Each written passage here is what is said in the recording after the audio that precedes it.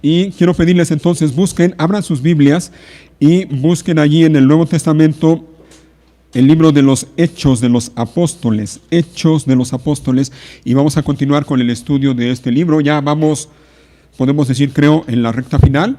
Ya nos quedan pocos capítulos para terminar con el estudio de Hechos de los Apóstoles. No recuerdo cuándo comenzamos con este libro de Hechos. Ya tiene por lo menos un año, si no es que más, no recuerdo exactamente. Más o menos un año, dicen. Y gracias a Dios vamos avanzando, y si el Señor lo permite, vamos a terminar con el estudio del libro de Hechos y vamos a continuar con otra porción de la Escritura, pero bueno, eso será si el Señor lo permite. Ahora estamos en el capítulo 21 del libro de Hechos.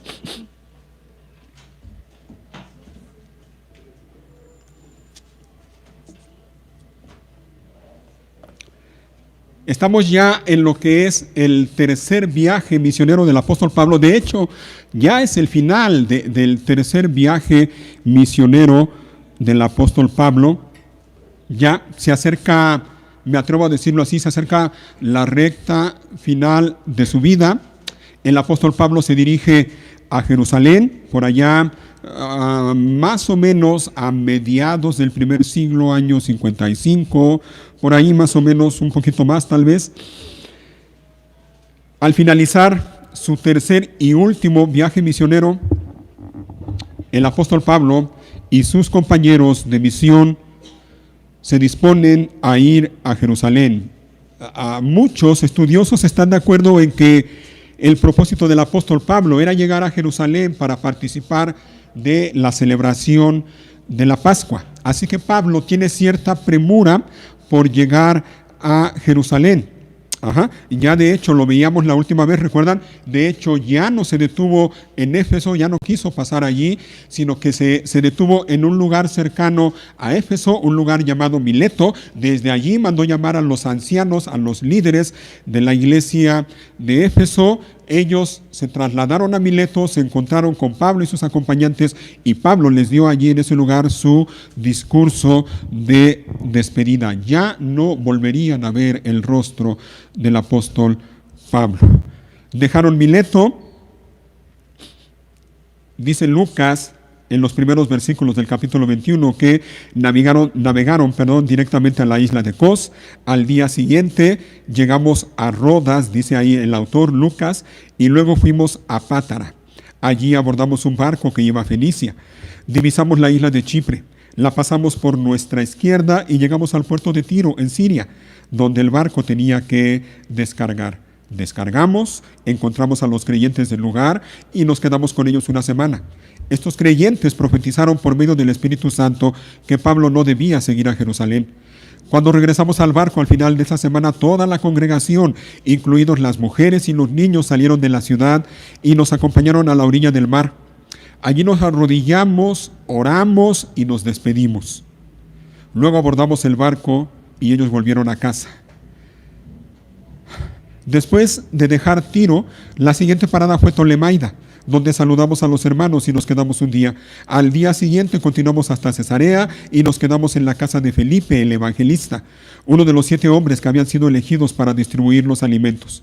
Tenía 4 hijas solteras que habían recibido el don de profecía. Así que Pablo y sus compañeros van ya de camino a Jerusalén. Hicieron estas paradas de las cuales ya hemos leído y hemos hablado hace algunas semanas, la última vez que vimos este pasaje de Hechos. Y estando allí en Cesarea, ocurrió algo, y ahí es donde quiero que continuemos el día de hoy. Dice en el versículo 10, todavía estaban allí en Cesarea. Varios días después llegó de Judea un hombre llamado Ágabo, quien también tenía el don de profecía. Se acercó, tomó el cinturón de Pablo y se ató los pies y las manos. Luego dijo: el Espíritu Santo declara, de esta forma será atado el dueño de este cinturón por los líderes judíos en Jerusalén y entregado a los gentiles. Allí tienen entonces. Dios, por medio de este hombre, este profeta llamado Ágabo, le recordó a su siervo, el apóstol Pablo, algo que le esperaba al apóstol Pablo en Jerusalén Y le recordó también al apóstol Pablo lo que le esperaba, no solo en Jerusalén, sino el motivo o el propósito o una de las razones por la que Dios había elegido y llamado al apóstol Pablo. Así que este hombre se traslada desde Jerusalén, desde Judea, llegó allí a Cesarea, donde estaba Pablo, sus compañeros, junto con Felipe el evangelista, su familia y otros creyentes también de allí de Cesarea. Y me imagino que estaban ellos reunidos. Y en medio de la reunión, este profeta Ágabo, ya vimos lo que hizo. Este hombre dramatizó lo que le esperaba al apóstol Pablo allí en Jerusalén. Pero antes de dramatizar, ¿se dieron cuenta cómo lo hizo? Dice que tomó el cinturón de Pablo, ese cinturón, vaya, con el que se ceñían la cintura, lo tomó, se ató los pies y las manos y dijo: así van a atar en Jerusalén al dueño, refiriéndose a Pablo, al dueño de este cinturón. Pero antes de eso, antes de hacer eso, ¿vieron lo que dijo? Dice en el versículo 11, en la segunda parte, luego dijo, dice el 11 completo: se acercó, tomó el cinturón de Pablo, se ató los pies y las manos, luego dijo: el Espíritu Santo declara. Y aquí es donde quiero yo comenzar a mencionar algo.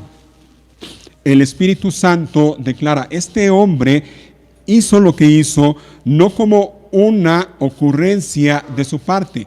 Este hombre no actuó por su propia cuenta o por su propia iniciativa. Este hombre hizo lo que hizo, es decir, se trasladó desde Judea hasta Cesarea para encontrarse con Pablo y las personas que estaban con él, pero lo hizo, repito, no en su nombre ni por iniciativa propia. Este hombre fue movido por el Espíritu Santo. Este hombre llevaba un mensaje de parte de Dios.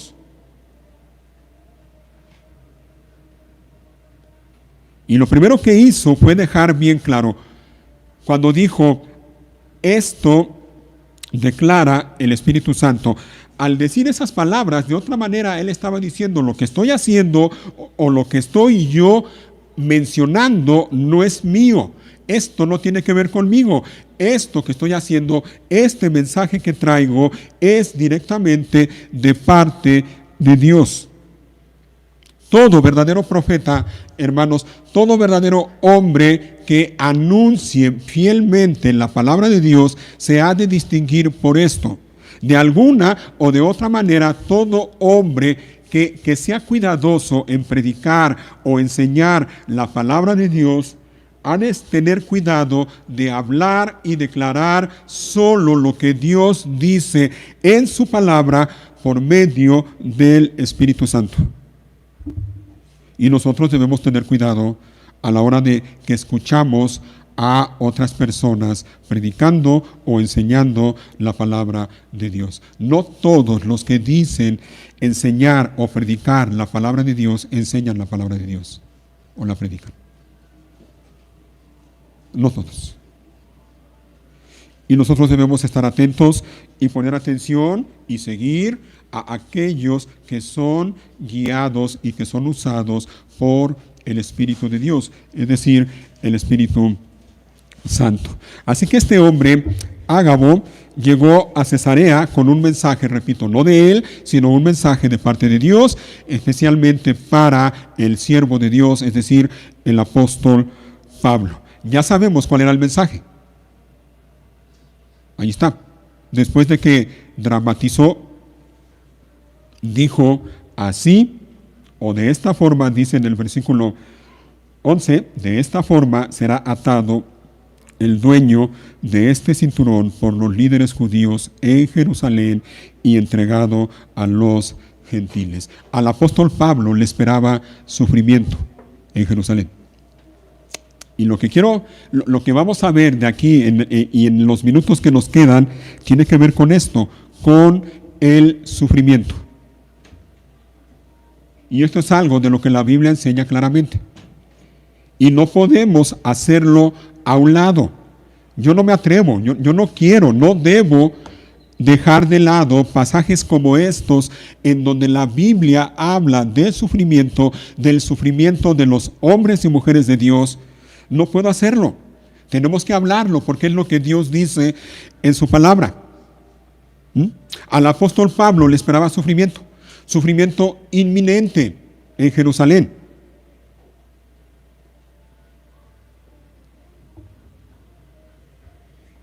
Y el Señor se lo había dejado bien claro. Ahora miren, hablando del Espíritu Santo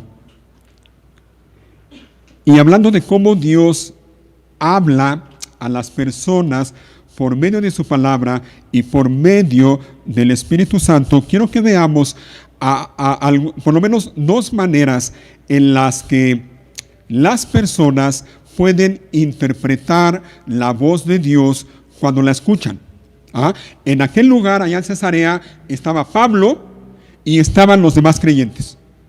Y tanto Pablo como los creyentes, es decir, sus compañeros de misión, como los creyentes de allí de Cesarea, escucharon el mismo mensaje que llevaba este profeta Ágabo. Era el mismo. Pablo y las demás personas escucharon lo mismo. Pero unos interpretaron ese mensaje de una manera y Pablo lo interpretó de otra manera.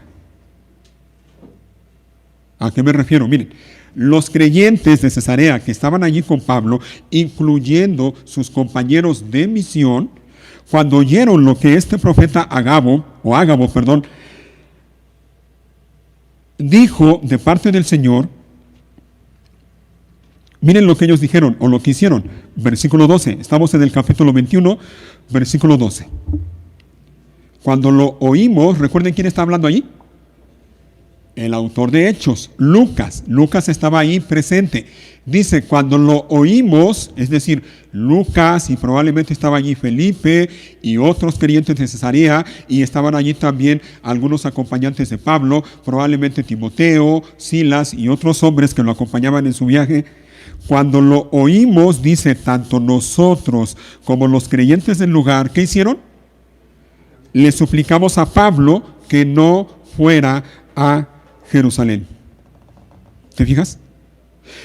Ellos interpretaron ese mensaje que el Espíritu Santo dio por medio de Ágabo, lo interpretaron como una advertencia para que Pablo no fuera a Jerusalén. Cuando oyeron al profeta decir, de esta manera van a atar al dueño de este cinturón, los creyentes del lugar lo interpretaron como una advertencia de parte de Dios para que Pablo no fuera a Jerusalén. Y por eso hicieron lo que hicieron. Versículo 12, nuevamente. Cuando lo oímos, tanto nosotros como los creyentes del lugar, le suplicamos a Pablo que no fuera a Jerusalén. Ve cómo lo tomaron ellos, cómo lo interpretaron. Y al mismo tiempo quiero que veamos las diferentes reacciones que puede tener una persona ante el sufrimiento. Una de las reacciones, y creo que es la más común de los creyentes ante el sufrimiento, ¿sabes cuál es? Es la misma de la que estamos leyendo aquí en el versículo 12. Tratar de evitar como sea el sufrimiento. Cuando los creyentes de Cesarea se enteraron de que a Pablo lo iban a apresar y lo iban a arrestar y lo iban a maltratar allí en Jerusalén, lo primero que se les vino a la mente es, hay que evitarlo. Tenemos que evitarlo. De alguna manera, evitar el sufrimiento. ¿Cómo lo hicieron? Otra vez le suplicaron a Pablo, Pablo, no vayas. No vayas, Pablo, ya oíste lo que te espera. No vayas, ¿para qué vas? Evita el sufrimiento.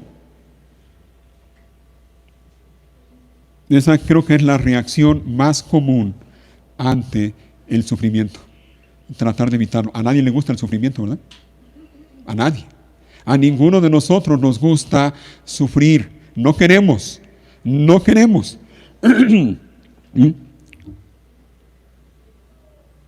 Y tan es así que muchas veces nuestras oraciones pueden sonar de esta manera: Señor, guárdame de sufrir, guárdame de sufrimiento, líbrame de esto. En algunos casos. En otros casos hay personas que van un poco más allá y se atreven a decir cosas como: yo me declaro libre de todo sufrimiento, en el nombre de Jesús. Porque lo que menos quiere el ser humano es sufrir. ¿Se fijan? Entonces, vean la reacción de los creyentes de Cesarea. Vean cómo interpretaron la profecía del Espíritu Santo dada por medio de Ágabo. Y ahora quiero que vean cómo Pablo interpretó la misma profecía y cómo lo tomó. Versículo 13. Pero él, es decir, Pablo, dijo: ¿por qué todo este llanto? Me parte en el corazón. Yo estoy dispuesto, oigan hermanos, oigan esto por favor, en palabras del apóstol Pablo: yo estoy dispuesto no solo a ser encarcelado en Jerusalén, sino incluso a morir por el Señor Jesús.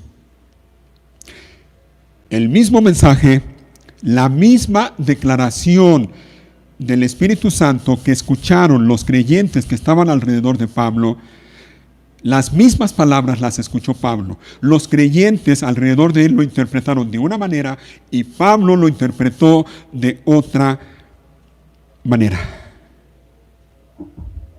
Los creyentes lo interpretaron como una advertencia para que Pablo no fuera a Jerusalén, pero Pablo lo interpretó como una confirmación de parte de Dios para que él fuera a Jerusalén.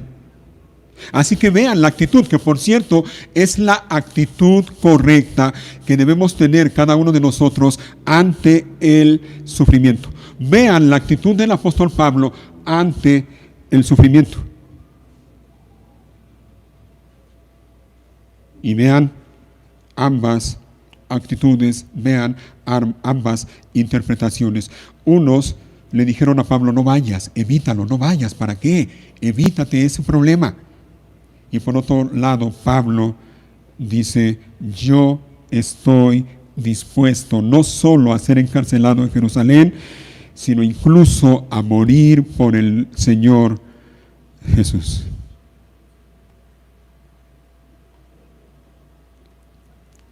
¿Sabes por qué Pablo pudo tener esta actitud y pudo tener esta convicción en su corazón en ese momento? Al grado de que él dijo: yo estoy dispuesto a sufrir y, si es necesario, a morir por el nombre del Señor Jesús. ¿Sabes por qué? Porque él sabía, él recordaba, él tenía presente cuál era uno de los propósitos o uno de los motivos por los cuales el Señor lo había apartado, lo había llamado, lo había elegido y lo había encomendado para predicar el Evangelio. ¿Sabes cuál era? Vamos a recordarlo. Mira, aquí mismo en Hechos, busca el capítulo 9. Capítulo 9, ¿recuerdas? Después de que el Señor se le aparece a Saulo de Tarso, cuando Saulo iba aún respirando amenazas y muerte en contra de los creyentes, allá en el camino a Damasco, ¿recuerdas? Al mediodía, un resplandor tremendo que literalmente tumbó a Pablo de su caballo. El Señor le dio instrucciones, le dijo que fuera allí a la ciudad, a Damasco. Estuvo allí Saulo unos días en Damasco hasta que el Señor envió a un hombre que fuera a buscar a Saulo, un hombre llamado Ananías, ¿recuerdan? Ve a la casa de un tal hombre, no recuerdo ahorita el nombre, se me fue. Allí está un hombre llamado Saulo, él está orando, ve. Cuando Ananías supo que se trataba de Saulo, el perseguidor, imagínate,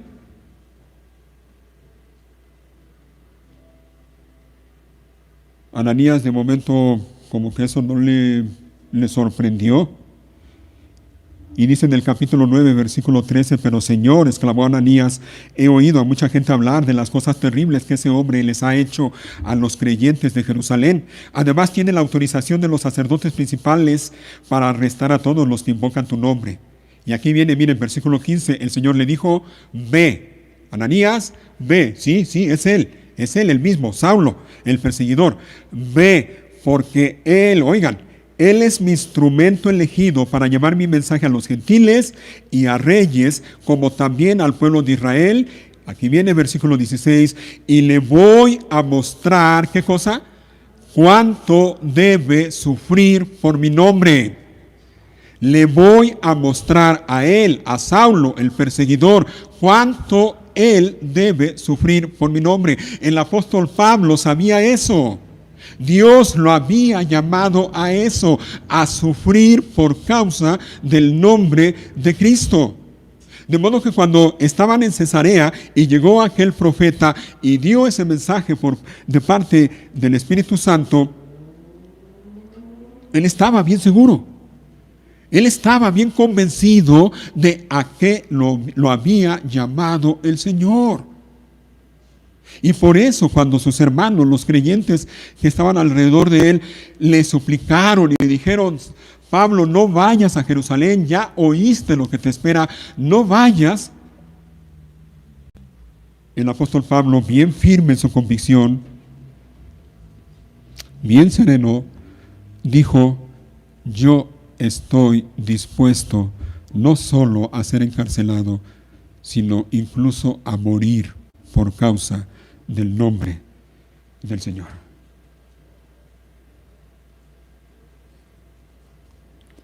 Para Pablo era un honor, para Pablo era un privilegio el poder sufrir por causa del nombre de Cristo. Él sabía, él estaba convencido de que estaba haciendo la voluntad del Señor. Él estaba bien firme en esa determinación. Voy a someterme a la voluntad de Dios, aun si eso implica que me tengan que encarcelar, que me tengan que golpear o que tenga que morir por causa del nombre de Cristo. Si esa es la voluntad del Señor, yo estoy dispuesto.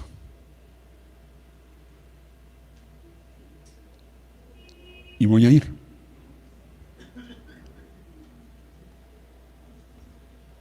Y voy a ir.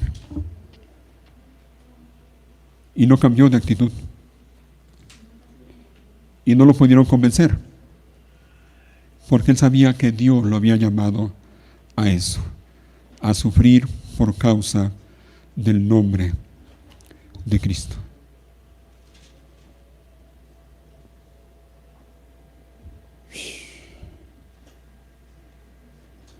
Yo estoy dispuesto, dice él. Yo estoy dispuesto.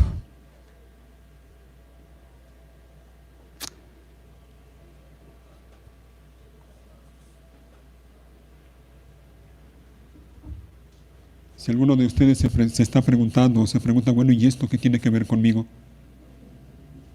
A lo mejor alguno puede decir, bueno, está bien, pero él era Pablo, era él. Si así lo quiso, bien.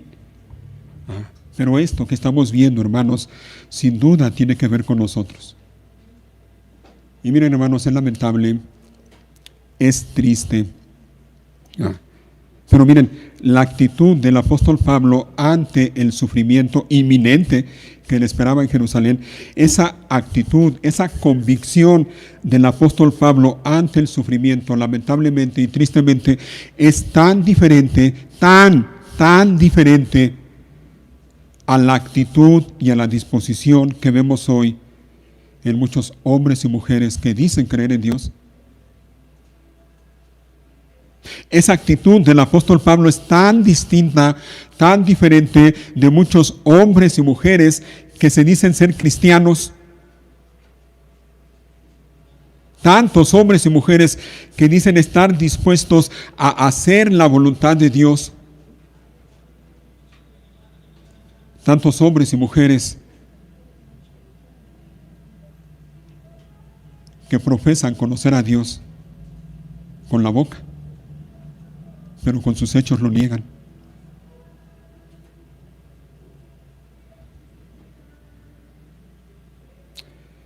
Hombres y mujeres que dicen que aman a Dios, hombres y mujeres que dicen que Jesús es su Señor,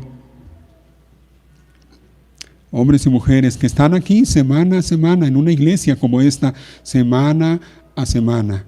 Ahí están cantando, orando, ofrendando, haciendo lo que hacen los cristianos, porque se supone que es lo que hacen los cristianos, ¿no? Reunirse cada domingo y cantar, orar y ofrendar y aguantar una hora de predicación.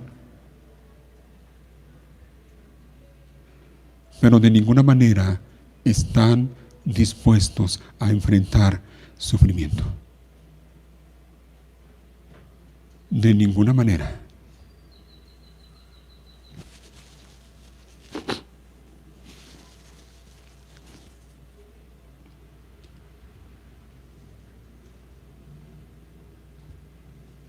Me temo que en muchos en muchos hombres y mujeres es cierto esa frase, no sé si la han visto por ahí en las redes sociales, en el Face, con cierto tono de sarcasmo, pero la frase dice que estás dispuesto a ir a la cárcel por tu fe. ¡Ja! Muchas veces ni siquiera estás dispuesto a ir a la iglesia por tu fe. Y te atreves a decir que estás dispuesto a ir a la cárcel.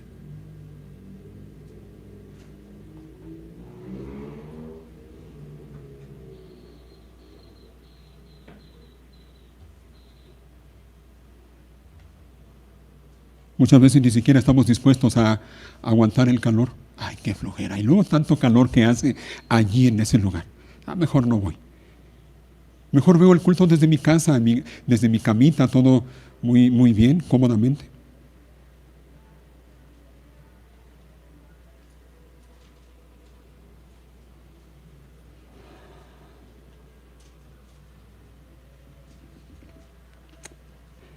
El apóstol Pablo pudo tener esa actitud. El apóstol Pablo podía tener esa actitud y esa determinación y convicción en su corazón. ¿Sabes por qué? Porque sí, él sabía a lo que Dios lo había llamado. Sí, él lo tenía presente. Pero él también pudo mantenerse firme y no cambiar de parecer y no hacer caso a los hermanos a su alrededor que le decían: no vayas, Pablo, no vayas, ¿para qué vas a sufrir? No vayas. El apóstol Pablo pudo mantenerse firme. ¿Sabes por qué? Porque él conocía a Dios.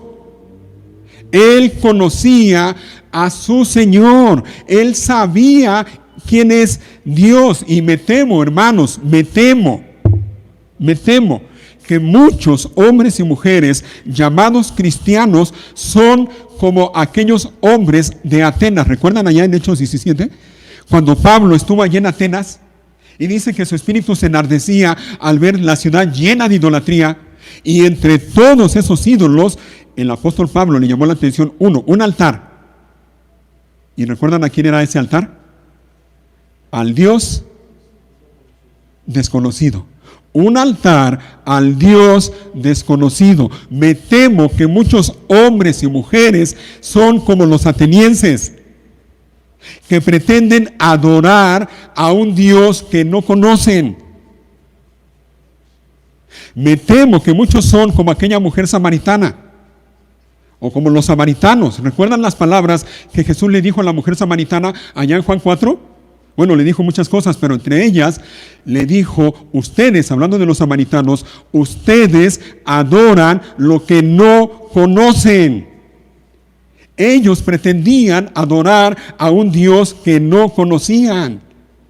Y muchos hombres y mujeres están en esa condición. Pretenden adorar lo que no conocen. Pretenden adorar a un Dios que no es el Dios de la Biblia. No conocen a Dios y no lo conocen porque no lo buscan. ¿Quieres conocer a Dios? Búscalo. Búscalo, allí en la Biblia. Búscalo, allí está. Él se ha revelado ya. Ya está aquí su revelación. Búscalo. Muchos no conocen a Dios porque no lo buscan. Y muchos otros, y lamentablemente son muchos, no lo conocen porque en el lugar en donde están les han enseñado o les han hablado de otro Dios. Un Dios que no es el Dios de la Biblia. Les hablan de un Dios, por decirlo de manera coloquial, un Dios bien buena onda, que es puro amor, y como es amor, puro amor, dicen, Él de ninguna manera va a permitir que tú enfrentes sufrimiento. ¿Cómo crees? No, no es así. Si Dios te ama, ¿cómo crees que Dios permita, perdón, que tú atravieses sufrimiento? No conocen a Dios y pretenden adorar a un Dios que no conocen. El problema es que cuando llegan las pruebas, cuando llegan las aflicciones, cuando llegan los problemas, cuando llega el sufrimiento, estas personas que no conocen a Dios y pretenden adorar a Dios a quien no conocen, ante las aflicciones y las pruebas, se sorprenden y se preguntan, ¿por qué? ¿Por qué yo? ¿Por qué a mí? Algunos piensan que Dios los está castigando. Algunos piensan que Dios ya no los ama. Otros piensan que Dios ya no los escucha. Y se desaniman, se decepcionan, se enojan con Dios en muchos casos. ¿Has oído a personas así? Yo he escuchado a personas así. Yo estoy enojado con Dios. ¿Qué manera tan insensata de pensar es esa? Piensan de esa manera porque no conocen a Dios. No lo conocen.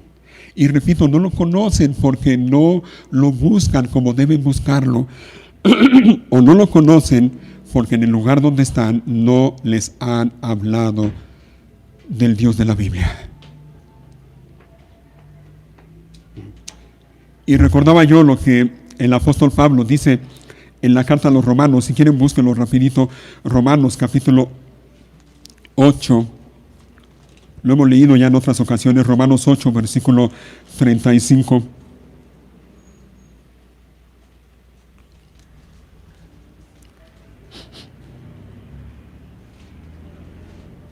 Un pasaje precioso, y te recomiendo que lo tengas ahí bien identificado en tu Biblia, incluso que lo memorices. Romanos 8, vamos a leer desde el versículo 31.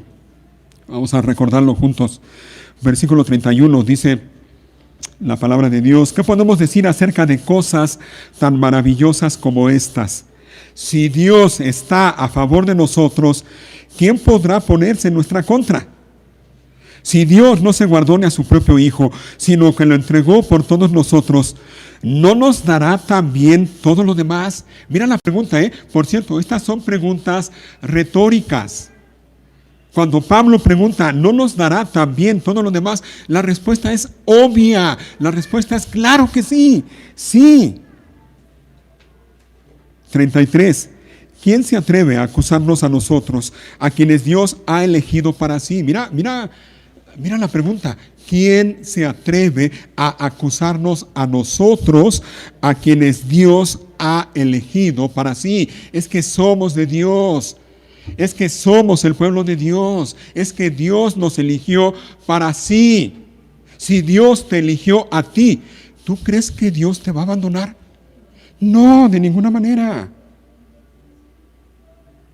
Y la respuesta es clara, dice ahí enseguida: nadie, porque Dios mismo nos puso en la relación correcta con Él. Entonces, ¿quién nos condenará? Nadie, porque Cristo Jesús murió por nosotros y resucitó por nosotros y está sentado en el lugar de honor a la derecha de Dios e intercede por nosotros. ¿Te fijas? Ahora mira, versículo 35. ¿Acaso hay algo que pueda separarnos del amor de Cristo? Y vean la pregunta que viene enseguida. Oigan, ¿será que Él ya no nos ama si estamos en problemas o aflicciones?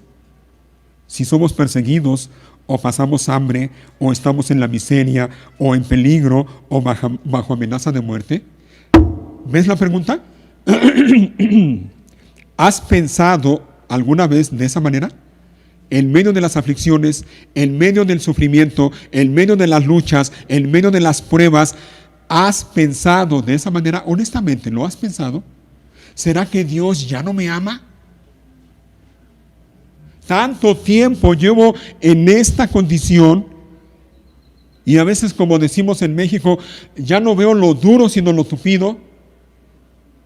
Tanto tiempo así, ¿será que Dios ya no me ama? Claro que no, dice, continúa el apóstol Pablo diciendo en el versículo 32, claro que no, 37, perdón, claro que no. Y vean cómo dice, a pesar de todas estas cosas, nuestra victoria es absoluta por medio de Cristo, quien nos amó. Hermano, hermana, mira.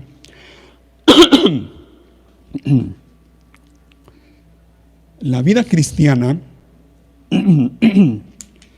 a diferencia de lo que mucha gente cree, y se la creen lamentablemente, la vida cristiana, a diferencia de lo que mucha gente cree, óyelo bien, no es un parque de diversiones. No lo es. Y hay muchos por ahí enseñando esto, que la vida cristiana es como un parque de diversiones en donde te la vas a pasar bien a gusto, donde todo va a ser color de rosa, en donde te vas a olvidar de sufrir, donde vas a parar de sufrir y todo va a estar bien en tu vida. No es así. No es así.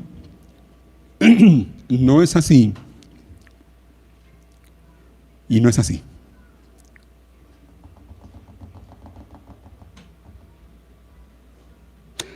Aquellos que dicen, aquellos que enseñan, ven a Cristo para que te vaya bien en la vida, están engañando a la gente. Están mintiendo. Aquellos que dicen y enseñan, ven a Cristo para que tus problemas se acaben, están engañando y mintiendo.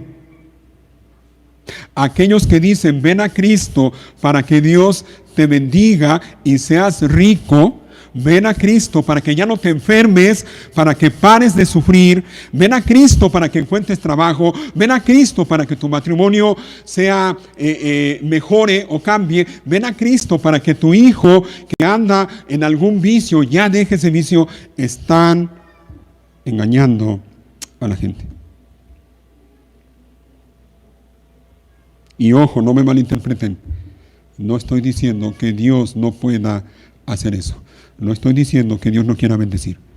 El problema es cuando a la gente se le enseña a venir a Cristo únicamente con ese propósito, para que mi vida terrenal esté color de rosa y no tenga yo ningún problema, nada de qué preocuparme, nada por lo que sufrir, nada. Ese es el problema. Si alguna vez a ti te dijeron cosas parecidas, te mintieron. Te engañaron. Es el mismo Señor Jesús el que dice en los evangelios, y es Él el que dice esto, óiganlo, mi reino no es de este mundo. Mi reino no es de este mundo. Y el apóstol Pablo, en una de sus cartas, hablando también del reino de Dios, dice que el reino de Dios no consiste en comida y bebida. No es así, no es así. Aquellos que se acercan a Dios únicamente para que les vaya bien aquí en la vida, están mal, están buscando solo lo terrenal, pero no están buscando a Dios. No.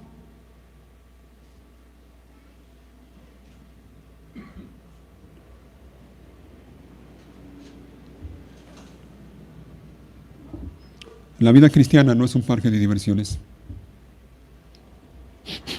Y de hecho esa frase que no es mía, es de alguien más.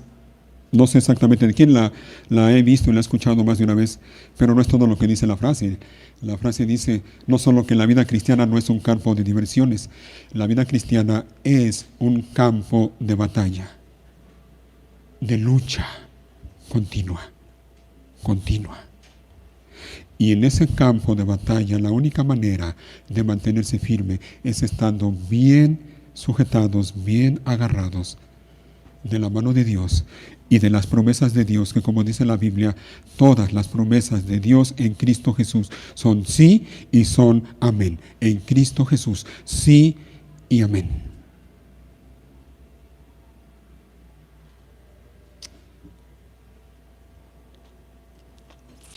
En la vida cristiana hay sufrimiento. La vida cristiana no está exenta de sufrimiento. Vamos a sufrir.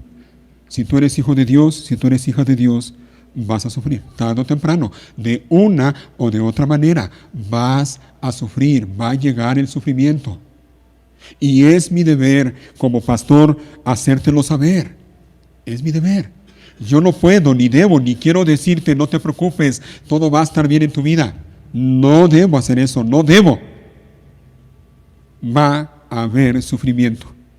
Y la mejor actitud, la mejor reacción que podemos tener ante el sufrimiento es la actitud que tuvo el apóstol Pablo. Sí, de momento tal vez podremos luchar o lidiar con pensamientos tales como los que tenían los hermanos de Cesarea alrededor de Pablo cuando le insistieron y le suplicaron: Pablo, no vayas a Jerusalén, evítate el sufrimiento. Y nosotros vamos a enfrentar ese tipo de pensamientos constantemente. Evita el sufrimiento. Evita. ¿Para qué te metes en problemas? Evítate el sufrimiento. Y por eso es que muchas veces hay personas que dicen: yo mejor ni me meto. Para no tener problemas, mejor ni me meto. Porque quieren evitar el sufrimiento.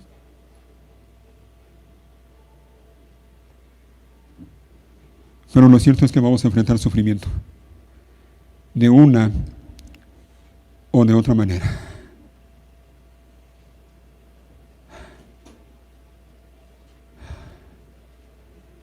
El apóstol Pablo allá en Cesarea escuchó un mensaje de parte de Dios por medio del Espíritu Santo. Y el Espíritu Santo dio ese mensaje por medio del profeta Ágabo. Pero quiero que noten también la obra del Espíritu Santo. Es el Espíritu Santo el que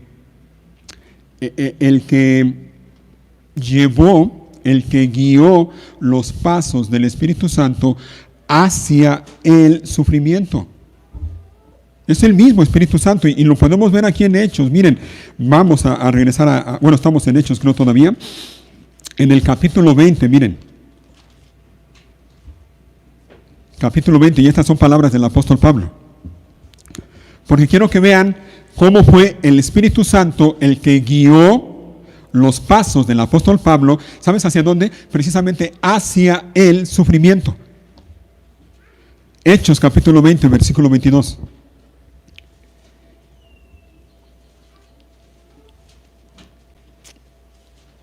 Y esto es dentro de ese discurso que Pablo le dio, discurso de despedida a los ancianos de Éfeso. Dice en el versículo 22, ahora estoy obligado, ¿por quién? Por el Espíritu, ¿a ir a dónde? A Jerusalén. ¿Qué iba a pasar con Pablo en Jerusalén? Lo iban a encarcelar, iba a sufrir. Dice nuevamente 22, ahora estoy obligado por el Espíritu a ir a Jerusalén. No sé lo que me espera allí, ¿te fijas? Estoy obligado por el Espíritu a ir a Jerusalén. Fue el Espíritu Santo el que guió los pasos del apóstol Pablo precisamente hacia el sufrimiento. Y dice el versículo 23, solo que el Espíritu Santo me dice en ciudad tras ciudad, ¿qué cosa? Que me esperan cárcel y sufrimiento. Pero mi vida no vale nada para mí, a menos que la use para terminar la tarea de contarles a otros la buena noticia acerca de la maravillosa gracia de Dios. ¿Te fijas? Fue, repito, y déjame insistir en esto, fue el mismo Espíritu Santo el que guió los pasos del apóstol Pablo hacia Jerusalén, es decir, hacia el sufrimiento.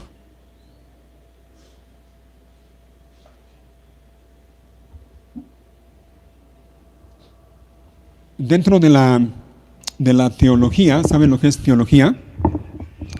La teología es el estudio de Dios. Dentro de la teología hay otras doctrinas, otras ramas, si podemos llamarle así. Está, por ejemplo, dentro de la teología, está la cristología, que es el estudio de Cristo. Pero dentro de la teología también hay algo que se conoce como neumatología. ¿Y saben lo que esa palabra significa? Neumatología, bien sencillo, por muy raro que suene, es la doctrina del Espíritu Santo. Tan sencillo como eso. Neumatología, la doctrina del Espíritu Santo. Bueno, mira, ¿qué tiene que ver esto con lo que estamos viendo? Así como el Espíritu Santo guió los pasos del apóstol Pablo hacia el sufrimiento, la Biblia enseña eso precisamente de los creyentes. En el libro de Hechos vemos un ejemplo más, por lo menos. ¿Recuerdan a Esteban? ¿Cómo murió Esteban? ¿Lo recuerdan? El primer mártir de la historia, como se le conoce. ¿Cómo murió Esteban? Apedreado. Y vamos a ver algo acerca de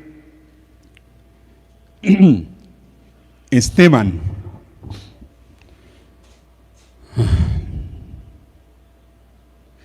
Aquí mismo en Hechos, capítulo 7, versículo 54. Miren, vamos a recordarlo rapidito. Hechos 7.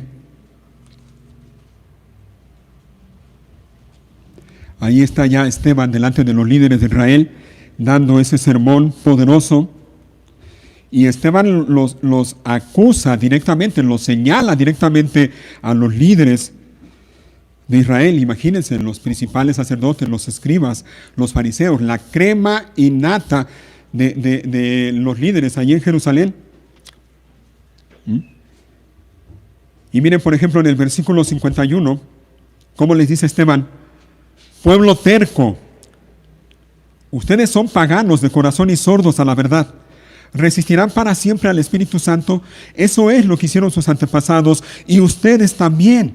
Mencionen a un profeta a quienes sus antepasados no hayan perseguido. Hasta mataron a los que predijeron la venida del justo, el Mesías, a quienes ustedes traicionaron y asesinaron. Deliberadamente desobedecieron la ley de Dios, a pesar de que la recibieron de manos de ángeles. Y mira cómo reaccionaron los líderes, versículo 54. Los líderes judíos se enfurecieron por la acusación de Esteban y con rabia le mostraban los puños. Y aquí viene, mira, versículo 55. Pero Esteban, ¿cómo estaba él?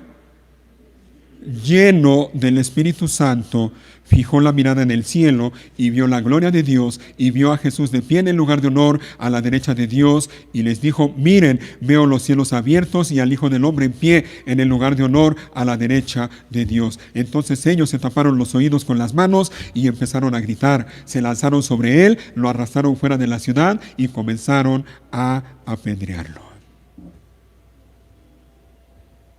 El mismo Espíritu Santo que guió los pasos del apóstol Pablo hacia Jerusalén, es decir, hacia el sufrimiento, es el mismo Espíritu Santo que guió los pasos de Esteban hacia el sufrimiento. Pero ¿qué decimos de Pablo y Esteban? Hay un ejemplo más, de hecho es el ejemplo. Nuestro Señor Jesús, Mateo capítulo 4, versículo 1, ¿recuerdan? Inmediatamente después de que Jesús fue bautizado, ¿recuerdan qué pasó con él? Dice Mateo capítulo 4, versículo 1, que Jesús fue llevado, ¿por quién? Por el Espíritu, ¿a dónde? Al desierto, ¿para qué? Para ser tentado.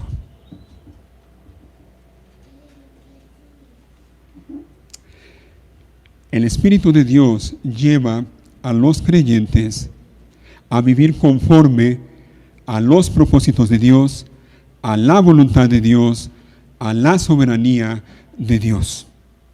Y muchas veces los propósitos de Dios, la voluntad de Dios para los creyentes, ¿sabes cuál es? ¿O qué es? Ahí te va. El sufrimiento. Lo repito, muchas veces la voluntad de Dios para los creyentes es el sufrimiento.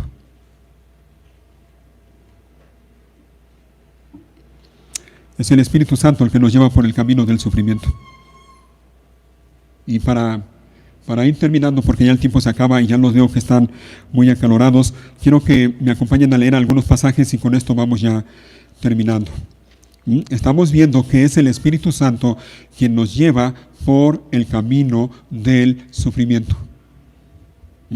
Vamos a ver primero en la carta de Pablo a los Filipenses, Filipenses capítulo 1.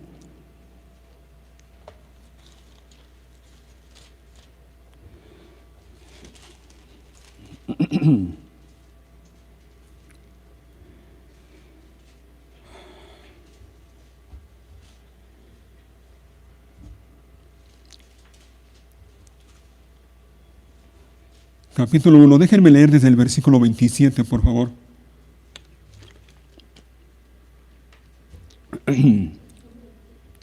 Filipenses 1, 27. Por cierto, probablemente ahí en tu Biblia tiene un subtítulo en el versículo 27 y dice, vivan como ¿qué? Ciudadanos del reino del cielo o como ciudadanos del cielo. Vean cómo dice la palabra de Dios. Sobre todo, deben vivir como ciudadanos del cielo, comportándose de un modo digno de la buena noticia acerca de Cristo. Entonces, sea que vuelva a verlos o solamente tenga noticias de ustedes, sabré que están firmes y unidos en un mismo espíritu y propósito, luchando juntos por la fe, es decir, la buena noticia. No se dejen intimidar por sus enemigos de ninguna manera. Eso les será por señal a ellos de que serán destruidos, mientras que ustedes serán salvos, aún por Dios mismo. Aquí viene, versículo 29. Pues a ustedes, oigan, a ustedes que son ciudadanos del cielo, se les dio no solo, ¿qué cosa? Y mira, subraya allí esa palabra, privilegio, óyelo bien, es un privilegio. A ustedes se les dio no solo el privilegio de confiar en Cristo, sino también, ¿qué cosa?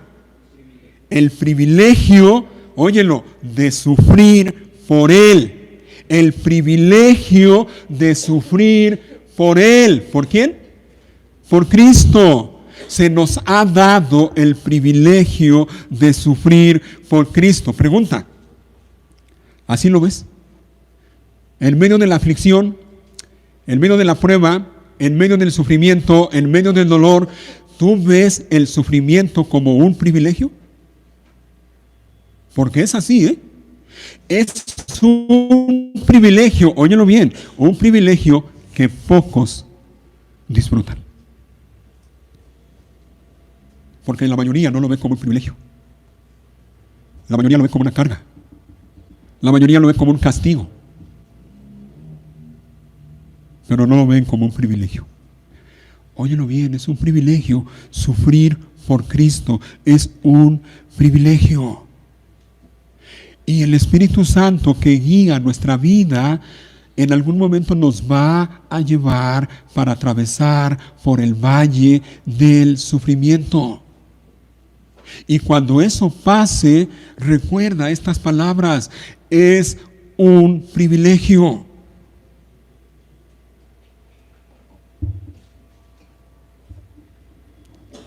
Vamos a ver un pasaje más, Primera de Pedro, capítulo 2. Primera carta del apóstol Pedro, capítulo 2. Y versículo 19.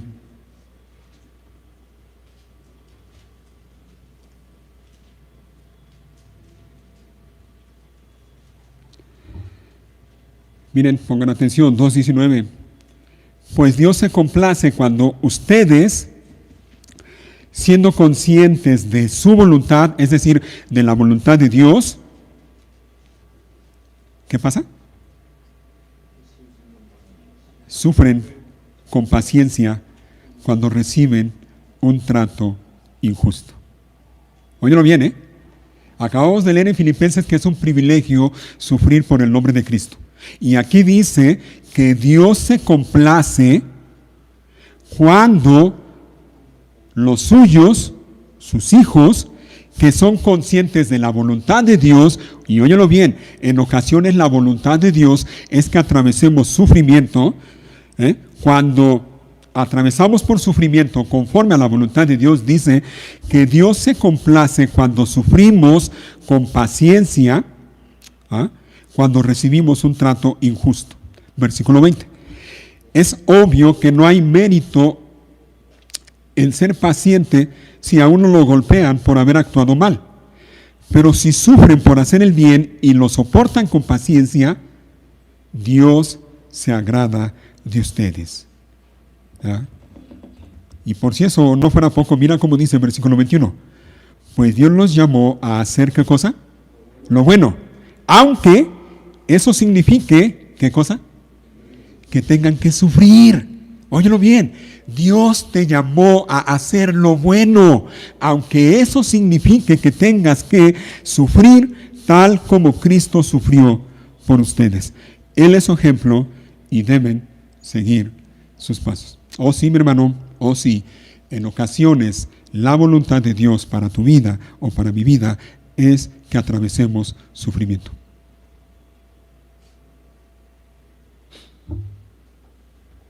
Y probablemente alguien esté pensando, bueno, sí, pastor, pero allí en este pasaje el apóstol Pablo le está hablando a los esclavos, a los que sufren allí con sus amos o con su patrón, porque se mantienen, llevan un estilo de vida intachable, y por vivir de manera intachable allí en su trabajo o ante su patrón, ellos sufren por causa del nombre de Cristo, pero yo no.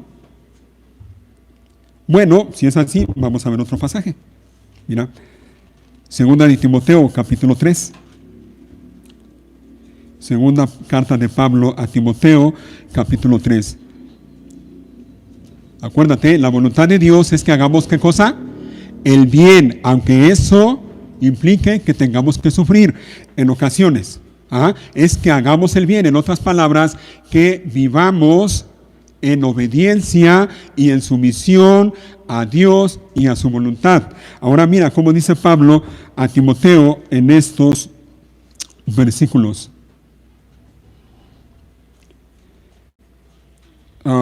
Segunda de Timoteo, capítulo 3, versículo 10. Pero tú, Timoteo, sabes muy bien lo que yo enseño y cómo vivo y cuál es el propósito de mi vida. También conoces mi fe, mi paciencia, mi amor y mi constancia. ¿Sabes cuánta persecución y qué? Y sufrimiento. Es el apóstol Pablo el que está hablando, Cuánta persecución y sufrimiento he soportado. Óyelo, he soportado. Pablo no dice cuánta persecución y sufrimiento he evitado.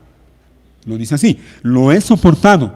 Y cómo fui perseguido en Antioquía, Iconio y Listra. Pero el Señor me rescató de todo esto. Aquí viene, mira, versículo 12. Es cierto. ¿Y quién más? Y todo el que quiera vivir una vida de sumisión a Dios en Cristo Jesús, sufrirá persecución. Todo el que quiera vivir una vida de sumisión a Dios en Cristo Jesús sufrirá persecución. ¿Quieres vivir haciendo la voluntad de Dios? Amén, hazlo. Pero tienes que saber que tarde o temprano vas a enfrentar persecución.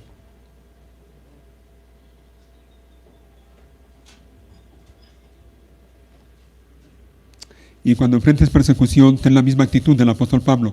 Sufre, soporta la persecución, sabiendo que Dios, juntamente con la prueba o la tentación, da la salida.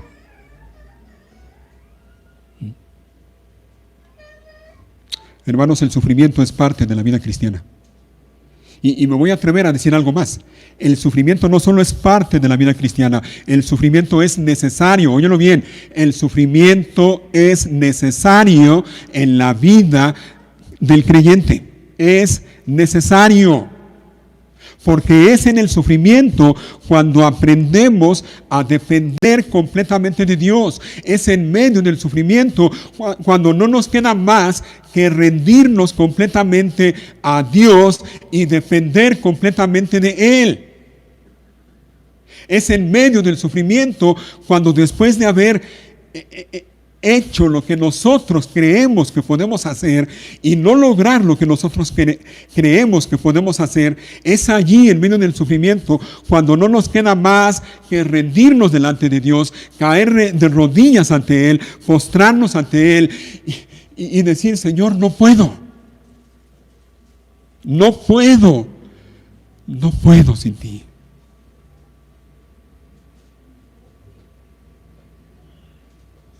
Es allí en medio del sufrimiento cuando aprendemos a confiar plenamente en Dios. Es allí en medio del sufrimiento cuando podemos recordar promesas como la que leímos hace un rato en Romanos. ¿Qué diremos a esto? Si Dios es por nosotros, ¿quién contra nosotros? ¿Quién?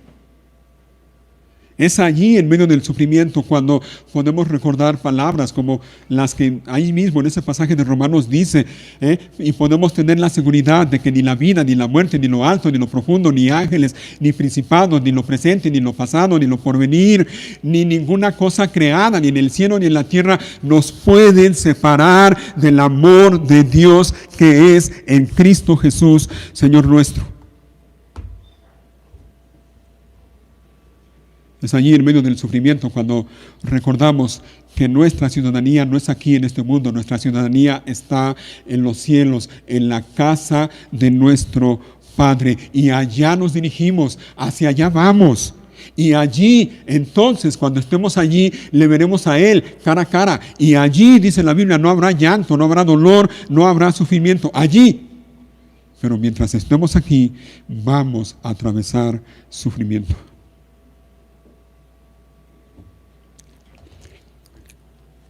Mira cómo dice el apóstol Pedro, primera de Pedro nuevamente, capítulo 1, versículo 3.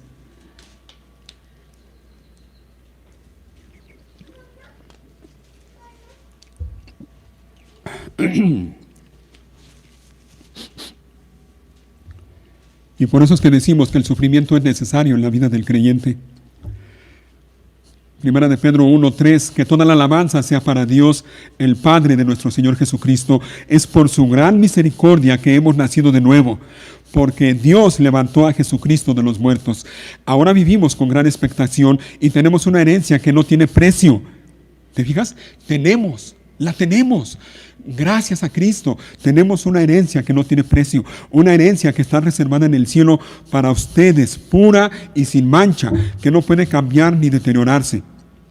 Por la fe que tienen, Dios, óyelo, Dios los protege con poder. ¿Hasta cuándo? Hasta que reciban esta salvación en el día final. Esta salvación, la cual está lista para ser revelada en el día final, a fin de que todos la vean. Así que alégrense de verdad. Les espera una alegría inmensa, aunque, ¿qué cosa? Aunque tienen que soportar muchas pruebas por un tiempo breve. En otras palabras, aunque tengan que sufrir por un tiempo breve. Versículo 7, esas pruebas demostrarán, ¿qué cosa? Que su fe es auténtica. ¿Se fijan? Por eso es que decimos que el sufrimiento es necesario en la vida del creyente. El sufrimiento pone a prueba nuestra fe. El sufrimiento pule, el sufrimiento purifica nuestra fe. El sufrimiento nos ayuda a confiar plenamente en Dios. En medio del sufrimiento, nuestra fe, como dice la segunda parte del versículo 7, está siendo probada de la misma manera que el fuego prueba y purifica el oro. Aunque la fe de ustedes es mucho más preciosa que el mismo oro. Entonces su fe, al permanecer firme en tantas pruebas, les traerá mucha alabanza, gloria y honra en el día que Jesucristo sea revelado a todo el mundo. Ustedes aman a Jesucristo a pesar de que nunca lo han visto. Aunque ahora no lo ven, confían en Él y se gozan con una alegría gloriosa e indescriptible. La recompensa por confiar en Él será, ¿qué cosa? La salvación de sus almas. ¿Te fijas? Así que el sufrimiento no solo es parte de la vida cristiana, el sufrimiento es necesario en la vida cristiana. ¿Cuál debe ser nuestra actitud ante el sufrimiento? Bueno, La misma que después de escuchar al apóstol Pablo tuvieron los creyentes de allá de Cesarea. Regresen a Hechos 21 y vamos a ver el versículo 14, Hechos 21, 14. No crean que ya me olvidé del pasaje, no. Porque quiero que veamos ahora cuál es o cuál debe ser la actitud correcta ante el sufrimiento. Versículo 14. Al ver que era imposible convencerlo, ¿a quién? A Pablo, nos dimos por vencidos y dijimos, ¿qué cosa? Que se haga la voluntad del Señor. He allí la actitud correcta ante el sufrimiento. Que se haga la voluntad del Señor. Y en esto tenemos el ejemplo, otra vez tenemos no un ejemplo, sino tenemos el ejemplo. A nuestro bendito Señor y Salvador Cristo Jesús. La noche que fue entregado, dice la Biblia, allá en los Evangelios, la noche que fue arrestado, Él fue con sus discípulos, con los apóstoles, al huerto de Getsemaní. Y allí dice la Biblia que Él se apartó para orar.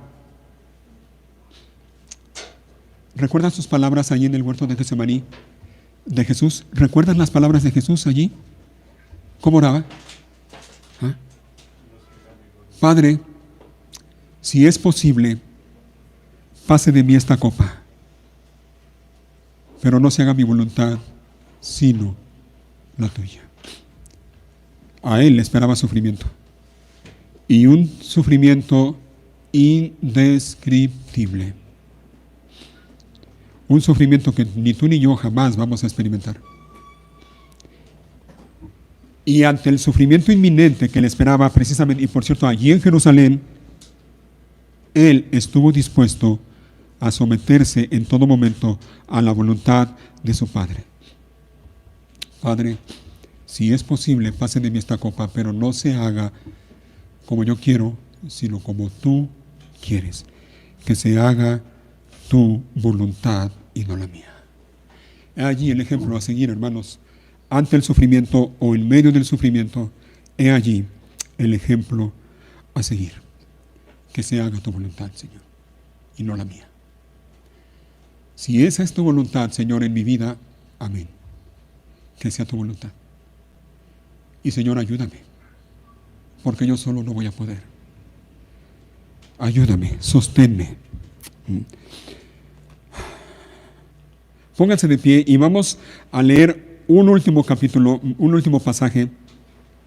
Y esto quiero que lo leamos también como preparación para la cena del Señor. Nuevamente en la primera carta de Pedro, primera de Pedro, ahora en el capítulo 4. Primera de Pedro, capítulo 4.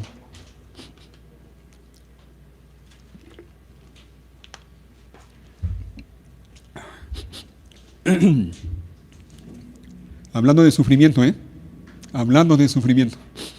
Y esto tiene que ver contigo y conmigo. Vamos a leerlo puestos de pie. Bueno, yo lo leo en voz alta y tú lo sigues ahí con la mirada, por favor.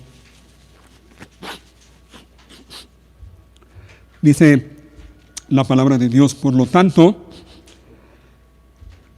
ya que Cristo sufrió dolor en su cuerpo, ustedes, oílo, ustedes, prepárense adoptando la misma actitud que tuvo Él y estén listos, ¿para qué?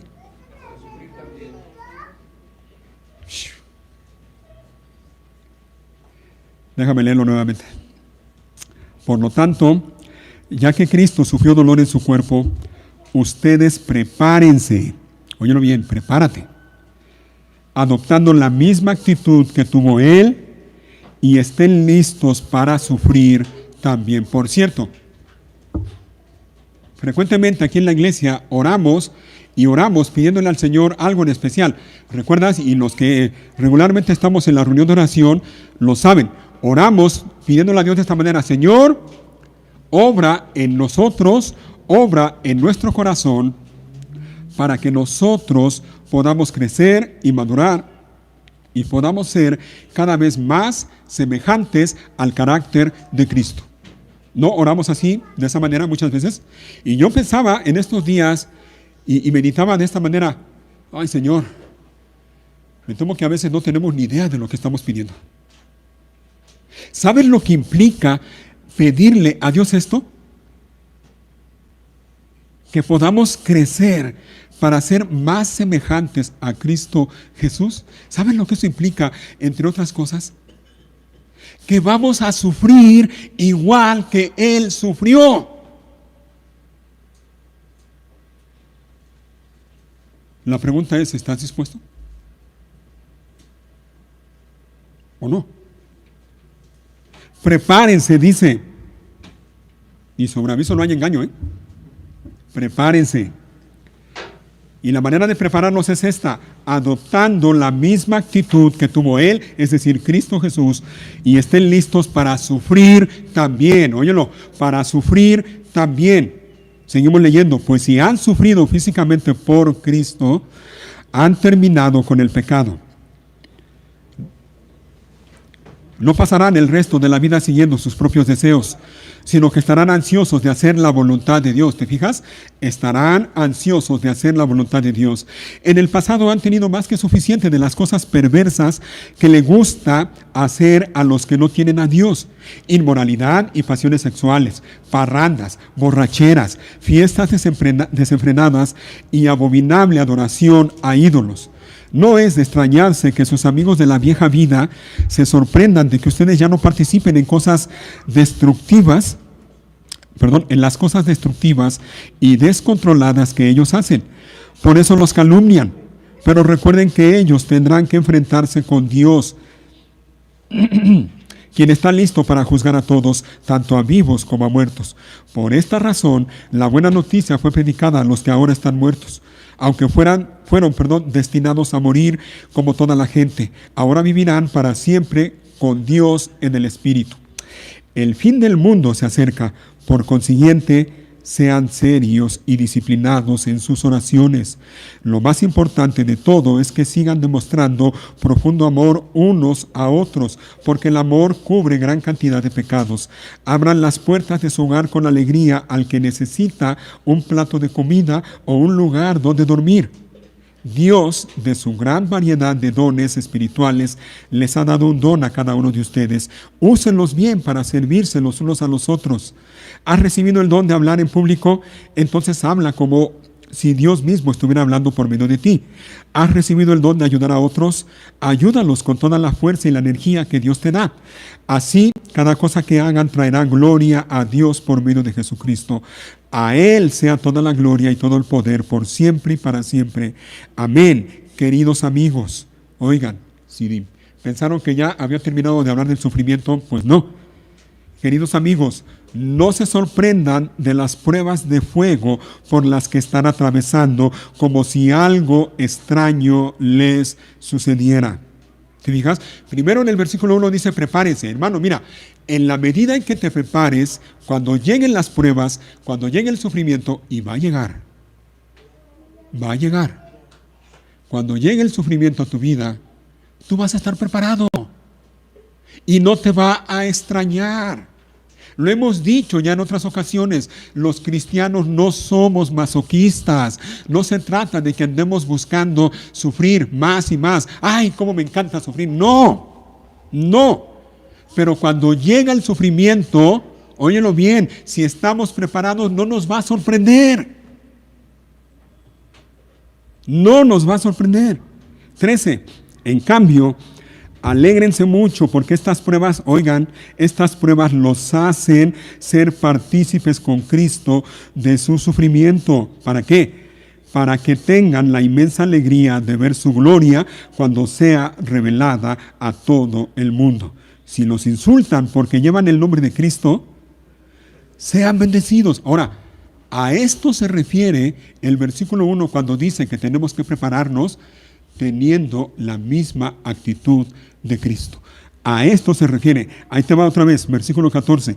Si los insultan porque llevan el nombre de Cristo, serán bendecidos porque el glorioso Espíritu de Dios reposa sobre ustedes. Sin embargo, si sufren, que no sea por matar, robar, causar problemas o entrometerse en asuntos ajenos. En cambio, no es nada vergonzoso sufrir por ser cristianos. Alaben a Dios, ¿por qué cosa? Por el privilegio de que los llamen por el nombre de Cristo. Pues ha llegado el tiempo del juicio y debe comenzar por la casa de Dios. Y si el juicio comienza con nosotros, qué terrible destino le espera a los que nunca obedecieron la buena noticia de Dios. Además, si los justos a duras penas se salvan, ¿qué será de los pecadores que viven sin Dios?